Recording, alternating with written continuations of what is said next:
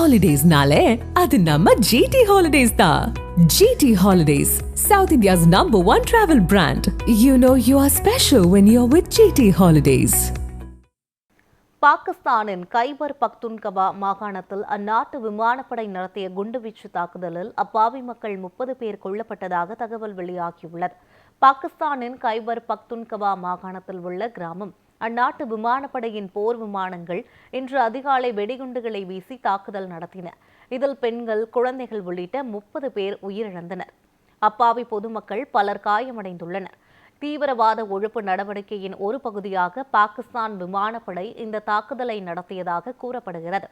அதே நேரத்தில் கைபர் பக்துன்கவா மாகாணத்தில் அப்பாவி பொதுமக்களை பாகிஸ்தான் பாதுகாக்க தவறிவிட்டதாக குற்றச்சாட்டு எழுந்துள்ளது.